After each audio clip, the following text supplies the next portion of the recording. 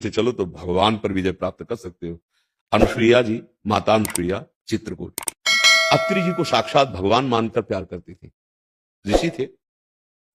उनका इतना पातिव्रत बढ़ा कि नारद जी ने पार्वती जी और ब्रह्माणी और लक्ष्मी जी के पास अलग अलग जाके कहा कि त्रिभुवन में इस समय अनुसुईया जैसा कोई पतिव्रता नहीं।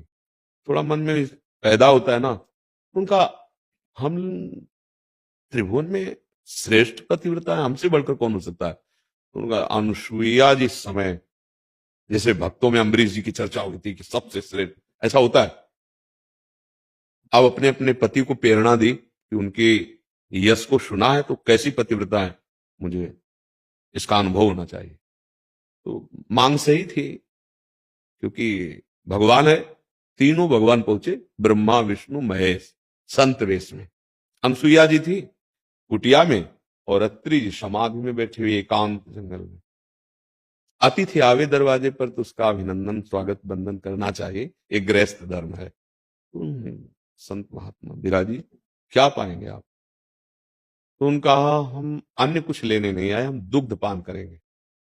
उनका गाय है भविष्यान्य के लिए, थोड़ा समय दीजिए, अभी दुग्ध। बोले नहीं, आपका दुग्ध पान करेंगे। तो कुछ समय दीजिए, ध्यानस्थ हुए, अत्रि जी से बात की, जैसे अभी फोन है ना, पहले ध्यान के द्वारा बात होती कि भगवान आपके यहाँ अतिथि रूप में 3 तेजस्वी महात्मा है, वो कोई साधारण नहीं है, क्योंकि उनका तेज बता रहा है। और उन्होंने शर्त रखी है कि अतिथि सेवा में अपने स्तनों का पान कराना। आपका क्या आदेश है? उनका पान करवा दीजिए, 2 का अधिकार है, पति मैं हूं, पुत्र उनको बनवा लीजिए।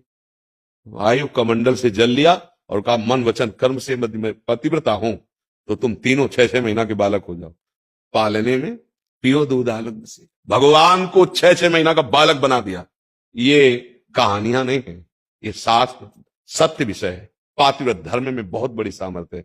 अगर पति एक पत्नी व्रत और पत्नी अपने पति को भगवान मानती है, वो गृहस्थी भगवान को प्राप्त कराने वाली बन जाएगी। पर आज का वातावरण आप देख लीजिए क्या है, वो अपने मार्ग में चल रही, वो अपने मार्ग में चल रहा है, एक दूसरे का मन ही नहीं मिल रहा, और फिर दोनों एक दूसरे के शरीर को नष्ट करने वाले बन रहे हैं। और हुआ क्या था, बोले लव मैरिज हुई थी, प्रेम विवाह हुआ, तो आया कैसा प्रेम। तो मुझे ऐसा नहीं लगता, संपत्ति जीने के लिए है, लेकिन दाम्पत्य जीवन भगवत प्राप्ति के लिए मिला है। जैसे पंछी 2 पंखों से उड़ता है आकाश में, ऐसे पति पत्नी मिलकर एक गृहस्थ धर्म की पूर्ति होती है। और जिसमें ऐसे धर्म आत्मा पुरुष होते हैं, उनकी संतानें चाहे पुत्री हो चाहे पुत्र, वो राष्ट्र भक्त भगवत भक्त महान कार्य करने वाले होते हैं। माना आप धन उतना नहीं कमा सकते, लेकिन धर्म से चल रहे हैं तो चैन से है, शांति से है। अगर नमक रोटी भी दोनों मिलकर खाएंगे ना, एक अद्भुत आनंद रहेगा। मुझे नहीं लगता कि संपत्ति प्रधान दाम्पत्य जीवन होना चाहिए, नहीं तो ऐसी घटनाएं आप देख लो। हाँ, संपत्ति ने नष्ट